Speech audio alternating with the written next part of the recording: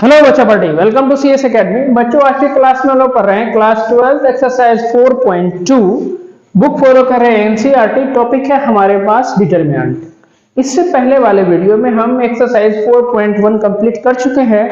Video नहीं देखे हैं तो प्लेलिस्ट में जाइए, क्लास 12 एनसीईआरटी मैट्रिक्स और डिटरमिनेंट के नाम से मिलेगा। फिर भी कोई समस्या आता है तो आप हमें व्हाट्सएप कर सकते हैं, व्हाट्सएप ग्रुप डिस्क्रिप्शन में दिया हुआ है। तो बच्चों आज का टॉपिक पढ़ते हैं हम लोग। इस एक्सरसाइज को करने से पहले कुछ पॉइंट है, इसको समझ लेते हैं ताकि क्वेश्चन बनाने में आपको आसानी हो। ठीक है, आ जाओ। टॉपिक है हमारे पास प्रॉपर्टीज। किसका प्रॉपर्टीज? डिटरमिनेंट का। तो प्रॉपर्टीज ऑफ डिटरमिनेंट है ना। आ जाओ, देखो फर्स्ट नंबर में है if row and column are interchange then the value of determinant does not change. मतलब क्या हो गया कि अगर किसी भी डिटरमिनेंट को रो को कॉलम और कॉलम को रो में चेंज कर देंगे तो उसके वैल्यू में कोई चेंजिंग नहीं होगा। एग्जांपल हम साइड में समझाते चलते हैं। देखो मान लीजिए डिटरमिनेंट इज इक्वल्स टू 2 3 4 1 0 5 7 -3 और 8 है ना।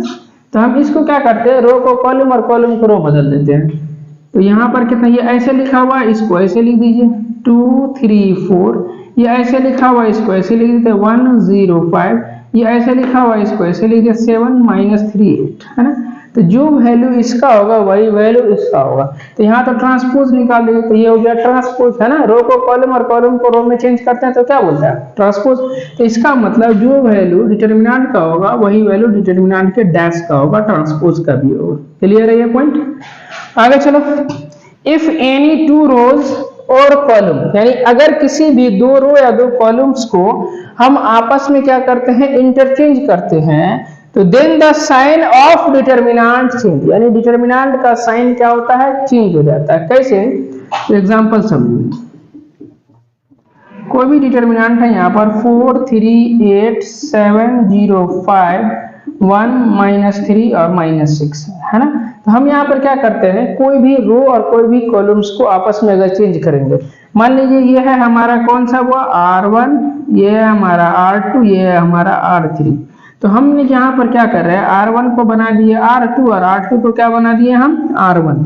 तो देखो ये यहाँ है, ये यहाँ चल जाएगा, तो 7 0 5 और ये वाला यहाँ चला आएगा, तो 4 3 8 1 -3 -6 है ना।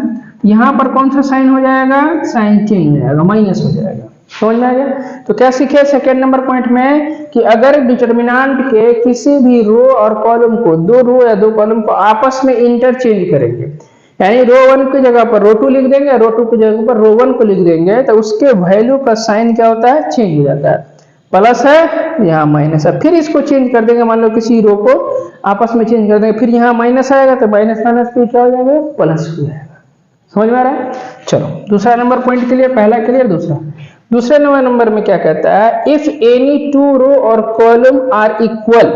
यहाँ देखो अगर कोई भी दो रो इक्वल होगा, सेम होगा या आइडेंटिकल होगा, then the value of determinant is 0। अगर डिटरमिनेंट का कोई भी रो या कोई भी कॉलम्स हमारा क्या हो, इक्वल हो जाए, बराबर हो जाए, कोई क्या चीज, दो रो। देखो एग्जांपल यहां पर समझाते हैं। देखो 2 3 4 5 6 और 7 2 3 4। तो यहाँ पर क्या देख रहे हो, R1 R2 और R3। तो R1 और किसके बराबर है, R3 के बराबर है, सेम है ना। इसी सेम है, या इसी को बोल दो इक्वल बोल दो, या इसी को क्या बोल देंगे हम, आइडेंटिकल बोल देंगे। तो इस वाले डिटरमिनेंट को सॉल्व करने की जरूरत नहीं है, सीधे इसका वैल्यू क्या हो जाएगा, 0। क्लियर है। Third number point clear. आगे है, if each element of row और columns of determinants is multiply by constant k, then it value get multiplied by k। मतलब क्या हो गया, एग्जांपल से समझो। यहाँ डिटरमिनेंट है a b c d e f g h i। अब इसकी जगह पर कुछ भी हो सकता है। अगर मान लो इसी डिटरमिनेंट में हम, डिटरमिनेंट 1 में इसे मान लो इसमें k से मल्टीप्लाई कर दिए, तो ka यहाँ कितना, KB और ये KC, ये DEF इधर GHI है ना। तो जो वैल्यू इसका होगा वही वैल्यू इसका भी होगा, लेकिन K के मल्टीप्लाई में हो जाएगा। समझ में आ गया। तो जरूरी नहीं कि रो में ही मल्टीप्लाई करें हम, इसको कॉलम में भी मल्टीप्लाई हो सकता है। तो उसका वैल्यू कितना होगा, के टाइम से बढ़ जाएगा। अगर मान लो यहाँ पर 2 से मल्टीप्लाई कर देंगे तो यहाँ पर 2 हो जाता, 3 से मल्टीप्लाई होता था यहाँ पर 3, किसके 3, इसका वैल्यू निकाल लो, 3 से मल्टीप्लाई कर देना। समझ में आ रहा है, क्लियर है, प्रॉपर्टीज क्लियर हो गया। तो अब हम लोग क्वेश्चन देखेंगे, ठीक है, इसका स्क्रीनशॉट लीजिए।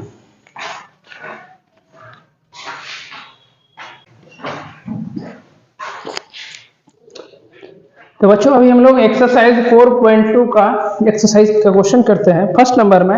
इससे पहले हेडिंग पर ये कहता है यूजिंग प्रॉपर्टीज ऑफ डिटर्मिनेंट, यानी डिटर्मिनेंट के प्रॉपर्टीज को यूज करते हुए विदाउट एक्सपेंडिंग इसको प्रूफ करना है दिस वन बराबर 0, है ना।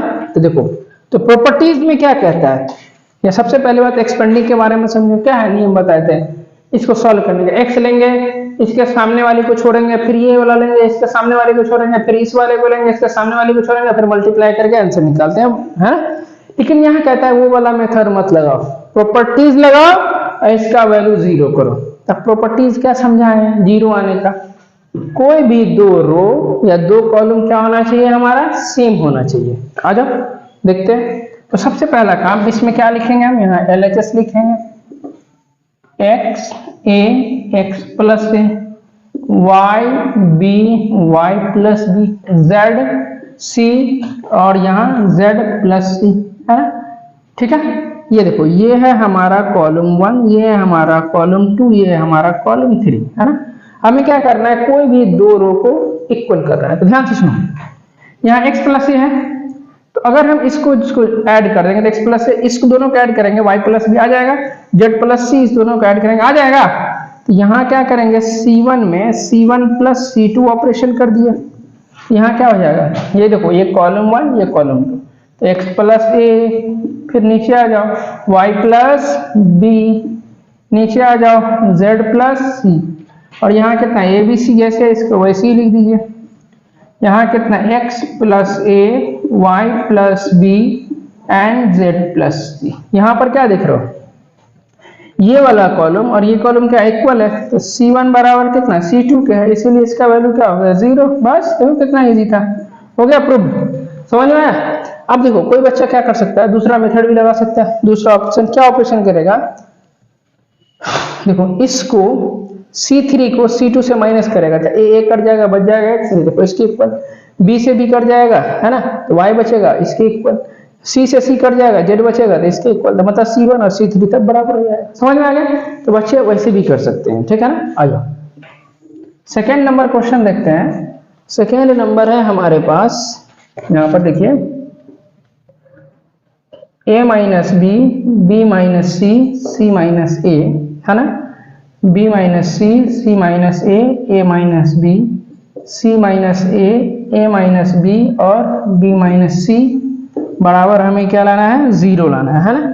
तो आ जाओ, सबसे पहला काम क्या करेंगे, हम LHS लिखेंगे। तो यहाँ लिखिए LHS कितना है, a minus b, b minus c, c minus a, है ना। उसके बाद b minus c, c minus ए माइनस बी, यहाँ c माइनस ए माइनस बी और b माइनस सी, है ना। चलो, हमें क्या करना है, 0 लाना है ना। तो 0 के लिए क्या नियम है, या तो सब एलिमेंट क्या कर, सॉरी, 2 रो या 2 कॉलम को इक्वल करते हैं। आ जाओ, पहले हम क्या करते हैं, ये रहा, इसको इसमें ऐड करोगे, ये कट गया, ये कट गया। एक काम करो, ये है हमारे पास कितना R1 प्लस R2 और ये है कौन सा हमारा R3, है ना। तो हम अगर ऑपरेशन कर दें R1 में, R1 plus R2 plus R3, देखो R1 में यानी इसमें स्क्वायर करेंगे, स्क्वायर करेंगे, करो ऐड, तो a माइनस बी अब प्लस कितना b माइनस सी, फिर प्लस कौन सा नीचे वाला, ठीक है यहाँ तक। और जिसमें ऑपरेशन करते हैं वही रो और वही कॉलम चेंज होता था। किसमें ऑपरेशन कर रहे हैं, R1 में, है ना। ये क्या है हमारा R1, फिर देखो इसमें स्क्वायर करना है, स्क्वायर करना है, तो थोड़ा सा हटा के लिखो b माइनस सी प्लस कितना c माइनस ए प्लस कितना a माइनस बी। समझ में आ रहा है बात, ठीक है। फिर चलो इस तीनों को ऐड कर दीजिए, तो c माइनस ए प्लस कितना a माइनस बी और प्लस कितना b माइनस सी, हो गया। अब आ जाओ, नीचे में क्या है, b माइनस सी, इसको ऐसे लिखिए, फिर c माइनस ए, यहाँ कितना है c माइनस ए माइनस बी, यहाँ कितना ए माइनस बी और बी माइनस सी। यहाँ कुछ कटेगा, प्लस से माइनस से ये सब कट गया, वाह, प्लस बी माइनस बी ये सब कटेगा जी, ऊपर वाला सी से सी बी से बी कट गया, तो ऊपर में यहाँ भी जीरो, यहाँ भी जीरो, यहाँ भी जीरो, तो यहाँ पर कितना हो गया 0 0 0 B minus c, c minus ए, सी माइनस ए माइनस बी, यहाँ क्या बचा है ना। डिटर्मिनेंट का कोई भी रो और कोई भी कॉलम्स का अगर तीनों एलिमेंट्स बराबर हो जाए, तो देखो रो वन में क्या है, तीनों एलिमेंट्स बराबर, रो वन पूरा जीरो है ना, तो रो वन पूरा जीरो, इसका वैल्यू क्या हो जाएगा सीधे जीरो, यही प्रूव करना है, सॉल्व करने की जरूरत नहीं। क्या याद रखना है, अगर किसी भी डिटर्मिनेंट का कोई भी कॉलम या कोई भी रो अगर पूरा जीरो हो गया तो उसका वैल्यू क्या होगा, जीरो होगा, ठीक है ना। स्क्रीनशॉट लीजिए इसका।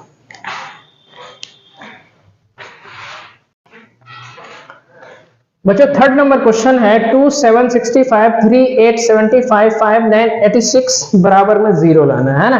तो जीरो लाने के लिए क्या नियम बताया अभी, कोई भी दो रो या दो कॉलम क्या होना चाहिए, सेम होना चाहिए, इक्वल होना चाहिए, या अपना भाषा में बोले तो बराबर होना चाहिए, या कोई भी रो को आप क्या कर दीजिए जीरो कर दीजिए, या कोई भी कॉलम का सारा एलिमेंट्स जीरो कर दीजिए। अच्छा, तो सबसे पहला काम हमने किया इधर LHS लिखा है ना, और यहाँ देखो ये सब छोटा छोटा वैल्यू है, इसमें यहाँ देखो बहुत बड़ा वैल्यू है।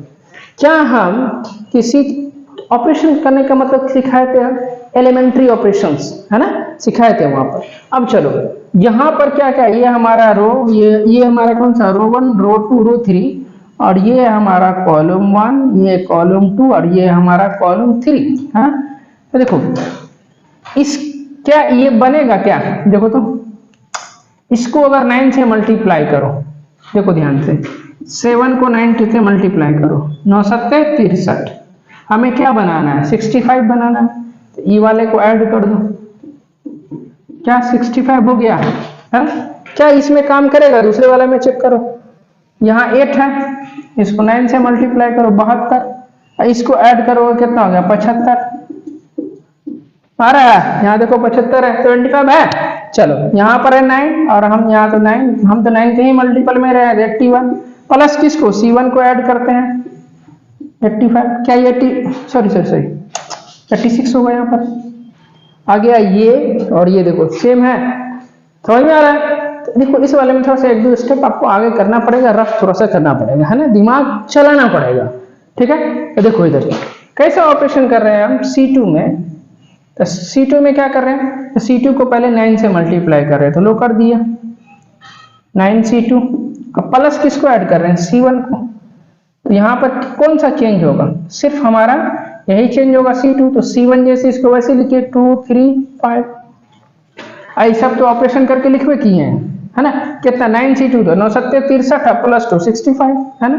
चलो इसको 9 से मल्टीप्लाई करो, 72 प्लस 3 75, इसको मल्टीप्लाई करो 9 से, तो 81 प्लस 5 86 है ना, और यहाँ कितना हो गया 65 75 और 86। देखो ध्यान से, ये रहा हमारा C1 कॉलम 1, ये रहा कॉलम 2 और ये रहा हमारा कॉलम 3, तो C2 और C3 का इक्वल है, देखो 65 65 75 75 86 86, इसीलिए इसका वैल्यू क्या हो गया 0, यही प्रूव करना था, हो गया प्रूव, समझ में आ रहा है। चलो नेक्स्ट क्वेश्चन देखते हैं हम लोग, इसी का 4 नंबर, इसका तो कोई काम नहीं तो रफ किए थे, इसको हम मिटा दिए। आ जाओ 4 नंबर में चलते हैं। 4 में भी हमको LHS बराबर RHS प्रूफ करना है, मतलब 0 प्रूफ कर रहा है, तो हम डायरेक्ट यहाँ हम लोग LHS लिखते हैं, क्या लिखते हैं LHS।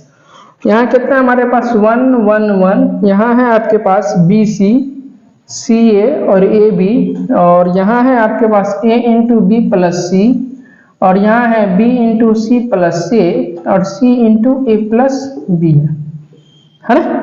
तो आ जाओ यहाँ पर क्या करेंगे, इधर देखो ध्यान से, हमें क्या करना है, 2 रो या 2 कॉलम को इक्वल करना है। तो देखो, तो पहले 1 1 1 अपनी जगह ठीक है, यहाँ पर BC CA और AB ये भी ठीक है, इसको मल्टीप्लाई कर लोगे तो AB अब प्लस AC, इसको मल्टीप्लाई कर लोगे B C plus A B, इसको मल्टीप्लाई कर लोगे तो ए सी प्लस कितना बी सी हो गया। अब यहाँ पर देखो ये हमारा क्या हो गया कॉलम 1, ध्यान से देखो ये कॉलम 2 और ये कितना कॉलम 3। देखो इस वाले में इसको ऐड करो A B A C B सी, इसको इसमें ऐड करोगे तो A B B C A C same A C B C plus A B, तो सब सेम आ रहा है, सेम आएगा, कॉमन ले लेंगे फट से, है ना। तो कैसे ऑपरेशन कर रहे हैं हम इस बार C2 में कर दूं C2 प्लस कितना C3, तो देखो इधर 1 1 1 जिसमें ऑपरेशन करेंगे उसी में चेंज होगा, बाकी में चेंजिंग नहीं होगा। तो इसको ऐड करोगे कितना होगा BC प्लस कितना AB प्लस कितना AC, यहाँ पर कितना CA, इसमें किसको ऐड करोगे C3 को ना, तब BC प्लस AB, इसमें AB plus AC plus BC, और यहाँ C3 जैसे इसको वैसे ही लिखिए AB plus AC BC plus AB, और यहाँ पर AC प्लस कितना BC, है ना। अब देखो ये वाला AB BC AC AB BC AC AB BC AC तीनों तो सेम ही है ना। तो डिटरमिनेंट का रूल है किसी भी रो और किसी भी कॉलम में अगर सेम एलिमेंट होगा तो हम कॉमन ले सकते हैं। तो C2 से हम कॉमन क्या ले लेंगे AB plus AC plus BC common ले लेंगे, तो यहाँ कॉमन लेकर के बाहर लिखे हम AB plus BC plus C, है ना। यहाँ तो 1 1 1 तो है, इस ये भी कॉमन ये भी कॉमन ये भी कॉमन, भले आगे पीछे थोड़ा लिखा हुआ लेकिन है तो सब सेम चीज, तो कॉमन लेंगे तो यहाँ भी 1 1 1 हो जाएगा, तो यहाँ भी हो गया कितना 1 1 1, और यहाँ क्या बचा AB प्लस BC, यहाँ क्या बचा BC plus AB BC plus AB, यहाँ बचा AB प्लस AC, देखो तो सॉरी यहाँ AB plus BC AB plus BC है ना। यहाँ पर क्या देखो गौर से कि सर ये रहा हमारे पास C1, ये रहा हमारा C2, ये रहा हमारा C3, क्या देख रहे हो C1 C2 इक्वल है, देखो देखो C1 और C2 इक्वल है, तो C1 इक्वल टू C2, इसीलिए डायरेक्ट इसका वैल्यू 0 हो जाएगा। क्लियर है, भेजा में बात घुस रहा है ना, तो फटाफट इसका स्क्रीनशॉट लीजिए।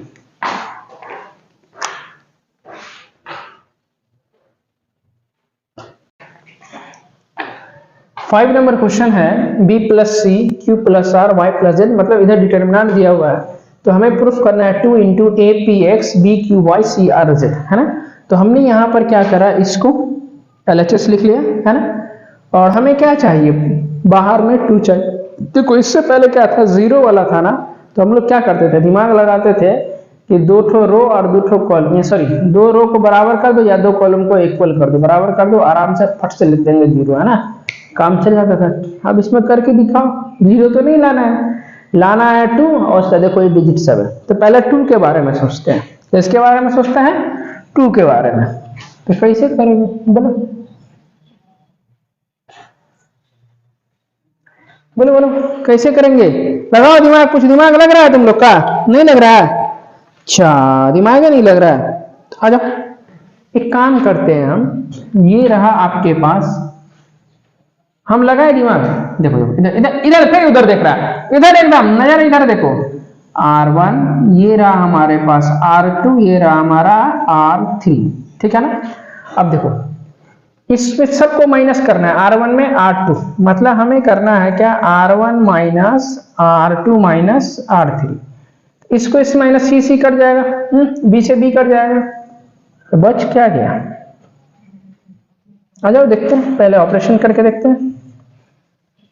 B प्लस सी है जी, क्वेश्चन सही लिखे हैं हम, ठीक है। आ जाओ R1 minus R2 minus R3, इसको इसमें से माइनस करो, इसको इधर माइनस करो, तो यहाँ हो जाएगा B प्लस सी, यहाँ माइनस करोगे माइनस C माइनस A, यहाँ फिर माइनस A और माइनस B आ गया, देखो C से C कटा, B से B कटा, यहाँ माइनस 2 आ गया, तो माइनस 2 आ रहा है ना, तो हम 2 तो चाहिए हमको, तो इसीलिए 2 बाहर में फट से कॉमन ले लेंगे, तो देखो आ गया। फिर इसको करोगे ये माइनस, इसको इससे माइनस करोगे, Q प्लस R माइनस करेंगे माइनस R माइनस P, यहाँ माइनस P और माइनस Q, यहाँ भी देखो माइनस 2P हो जाएगा, बाकी सब कट जाएगा, आ गया।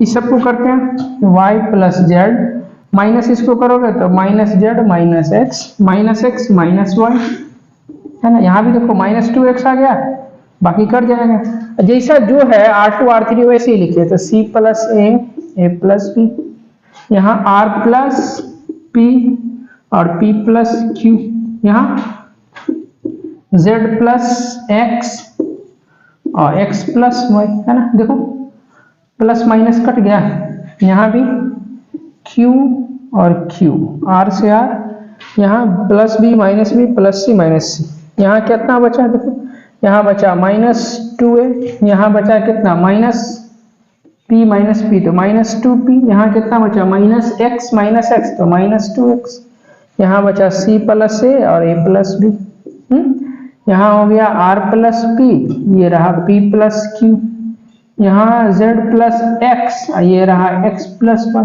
देखो -2 सब में है, कॉमन ले सकते हैं। क्या सिखाए थे हम कि डिटर्मिनेंट में किसी भी रो और किसी भी कॉलम से कॉमन ले सकते हैं। तो यहाँ हम -2 कॉमन ले लिए, तो यहाँ पर क्या बचा, देखो a p x बचेगा, a p इधर x, यहाँ क्या बचा c प्लस a और a प्लस b, यहाँ बचा r प्लस p और p प्लस q, इधर बचा z प्लस x और यहाँ बचा x प्लस y, है ना। देखो ध्यान से, हमें क्या प्रूफ करना है, a p x 2 -2 है, -2 बाद में देखेंगे हम, तो ये वाला टर्म तो आ गया ना। अब हमें चाहिए b q y c r z, है ना, मतलब इसको और छोटा करना है हमें। तो देखो ये है हमारे पास क्या r1, ये है कितना वो हमारा r2, ये है कितना हुआ r3। तो r2 में से r1 को माइनस करोगे तो a कट जाएगा, यहाँ p कट जाएगा, यहाँ x कट जाएगा, तो c r z बचेगा, एकदम बचेगा।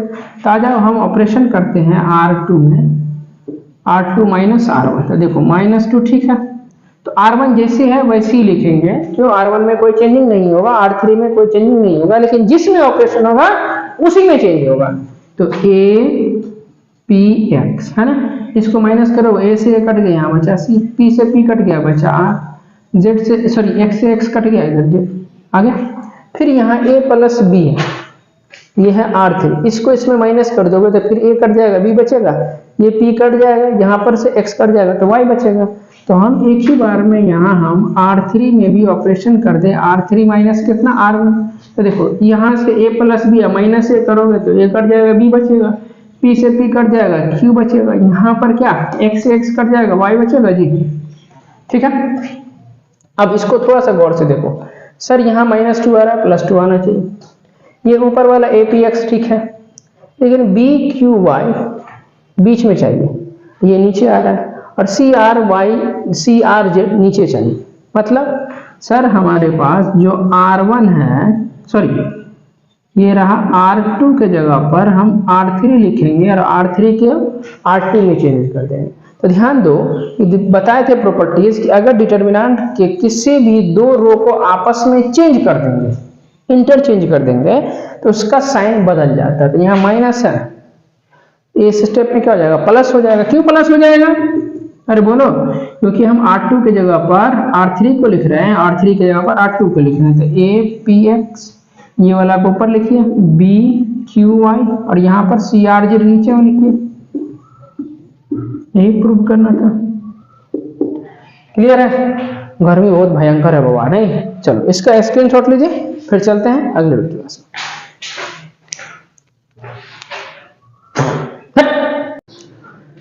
6 नंबर क्वेश्चन है हमारे पास, 0 0 0। देखो डायगोनल 0 है, a minus B minus A minus C B C बराबर 0 लाना है ना। तो पहले हम LHS लिखेंगे, क्या लिखेंगे हम, LHS, है ना। तो LHS क्या हो जाएगा हमारे पास, 0 a minus B minus A 0 minus C B C और 0, ठीक है। इसको हम लोग क्या चीज से डिनोट करते हैं, डिटरमिनेंट से, है ना। ध्यान से देखो, अब हम लोग यहाँ पर क्या कर रहे हैं, इसको इंटरचेंज कर रहे हैं, रो और कॉलम को इंटरचेंज, रोज एंड कॉलम। क्या कर रहे हैं, रो और कॉलम को आपस में इंटरचेंज कर रहे हैं। तो देखो ध्यान से, ऐसे लिखा हुआ, इसको ऐसे लिखे 0 a माइनस बी, ऐसे लिखा हुआ, इसको ऐसे लिखे माइनस ए 0 माइनस सी, ये ऐसे लिखा हुआ, इसको ऐसे लिखे b c और 0, है ना। तो चूंकि इसको हम लोग डिटर्मिनेंट से डिनोट करते हैं, ठीक है ना, तो ये भी डिटर्मिनेंट ही रहेगा, कोई भी चेंजिंग नहीं होगा। क्यों नहीं चेंजिंग होगा कि प्रॉपर्टीज पढ़े हैं कि डिटर्मिनेंट के रो और कॉलम को आपस में इंटरचेंज करेंगे तो इसमें कोई फर्क नहीं पड़ेगा, इसीलिए यहाँ पर हम डिटर्मिनेंट ही लिखे। समझ में आ रहा? चलो अब ध्यान से देखो इधर, यहाँ पर इस सब में से क्या करो, माइनस कॉमन लो। यहां पर से माइनस कॉमन लेंगे तो यहाँ कितना हो जाएगा, -1, है ना। नीचे वाले में से माइनस कॉमन लोगे और इसमें से भी माइनस कॉमन लेंगे, है ना। क्या कर रहे हैं, डिटर्मिनेंट में हम किसी भी रो और किसी भी कॉलम से कॉमन ले सकते हैं ना जी। तो हम यहाँ पर से माइनस कॉमन लिए पहले वाले रो से, तो -1 लिख दिए, दूसरे वाले से कॉमन लिए तो यहाँ पर हम लोग -1 लिख दिए, तीसरे वाले से कॉमन लिए तो फिर से यहाँ -1 लिख दिए, ठीक है ना। ऐसा नहीं है कि सब में से माइनस कॉमन सिर्फ इधर ही -1 होगा, ये गलत नियम है, ठीक है ना। तो यहाँ पर क्या हो जाएगा, ये माइनस कॉमन लिए तो ये वाला ये हो जाएगा a, और यहाँ पर कितना हो जाएगा -b, यहाँ पर -0 -c, क्योंकि माइनस कॉमन लेंगे तो माइनस वाला प्लस, प्लस वाला माइनस, यहाँ प्लस, ये भी प्लस, यहाँ तो 0 रहेगा, तो b c और 0। यहाँ देखो यहाँ पर कितना होगा, माइनस माइनस माइनस से मल्टीप्लाई करोगे तो माइनस ही रहेगा, ये रहा हो गया कितना माइनस, इधर क्या बचा 0 a और -b, इधर क्या बचा -a 0 -c -a 0 -c, इधर बचा bc 0, है ना। यहाँ है डिटर्मिनेंट, यहाँ माइनस है, ये पूरा जो वैल्यू है किसका वैल्यू है, देखो ये डिटर्मिनेंट का तो वैल्यू है आ गया, तो इसके जगह पर हम डिटर्मिनेंट लिख सकते हैं, इस वाले डिटर्मिनेंट, ठीक है। इसको इधर ले आओगे तो प्लस डिटर्मिनेंट, इसको इधर ले आते तो 0 बच गया, तो यहाँ कितना हो गया 2 डिटर्मिनेंट हो जाएगा, ऐड करेंगे तो 2 से इधर डिवाइड दे दूंगा तो डिटर्मिनेंट कितना निकला 0 निकला, और यही 0 आपको प्रूव करना था। आ गया, क्लियर है, समझ में आ रहा है, तो फटाफट स्क्रीनशॉट लीजिए।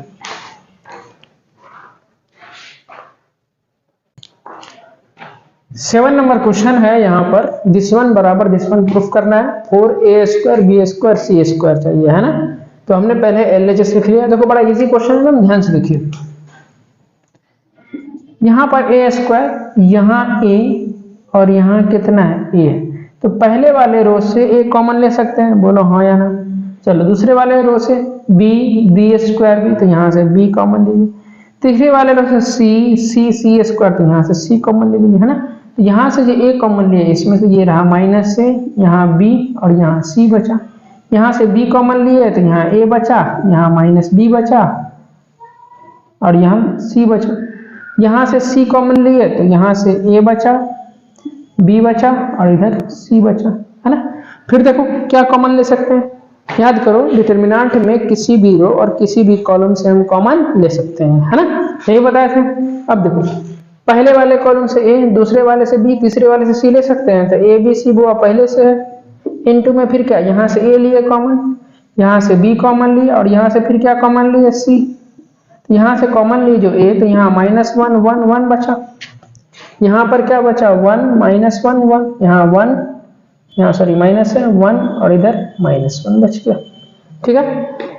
अब यहाँ पर इस सब को मल्टीप्लाई करो, a² b² c² वो आ रहा, बच गया 4 लाना है। तो ये देखो ये है आपका कौन सा r1, ये है कौन सा हमारा r2, ये है कौन सा हमारा r3, है। तो हम इसमें एक ऑपरेशन कर देते हैं, थोड़ा सा छोटा कर लेते हैं, r1 - r2 और r2 को कर देते हैं r2 माइनस कितना r3, है ना। तो यहाँ कितना हो जाएगा, देखो a × a² b² c² दोनों को मल्टीप्लाई करेंगे तो a² b² c²। चलो इसको इसमें से माइनस करेंगे तो -2 हो जाएगा, यहाँ हो जाएगा। यहाँ इसको माइनस करोगे तो 1 माइनस माइनस प्लस हो जाएगा, तो यहाँ 2 हो गया। यहाँ कितना 1 - 1, यहाँ तो 0 हो गया, है ना। अब देखो इसको इसमें से माइनस करोगे तो यहाँ 0, क्योंकि r2 - r3 भी कर रहे हैं। इसको इससे माइनस करोगे तो यहाँ हो जाएगा -2, है ना। फिर इसको इसमें से माइनस करोगे तो ये हो जाएगा +2 और नीचे बचा 1 1 -1, है। तो चलो बच्चों अब इसको थोड़ा सॉल्व करते हैं, a² b² c², ठीक है अपने जगह पर। यहाँ देखो -2 लेंगे तो इसके सामने ऐसे छोड़ दीजिए, ऐसे छोड़ दीजिए, इधर मल्टीप्लाई करोगे तो 2 बीच में माइनस होता है, इधर मल्टीप्लाई करोगे -2 बीच में फिर -2 ये वाला लिए, इसके सामने वाली ऐसे और ऐसे छोड़िए, इधर मल्टीप्लाई करोगे 0, इधर हो जाएगा कितना -2, यहाँ तो माइनस जीरो प्लस जीरो हो जाएगा, उधर वाला सब इसका कोफिशिएंट जीरो। यहाँ कितना ए स्क्वायर बी स्क्वायर सी स्क्वायर, यहाँ ये टर्म तो जीरो, इसको मल्टीप्लाई करोगे तो प्लस 4, तो यहाँ पर क्या बचा 4 ए स्क्वायर बी स्क्वायर सी स्क्वायर, यही प्रूफ करना था। बस कहानी खत्म। समझ में आ रहा है? तो बच्चों आज का क्लास हम लोग यहीं तक रखते हैं। उम्मीद करते हैं भाई समझ में आ रहा होगा। यदि आप हमारे चैनल पर नए हैं तो हमारे चैनल को लाइक और सब्सक्राइब जरूर करें। मिलते हैं अगले वीडियो में, तब तक के लिए थैंक यू सो मच।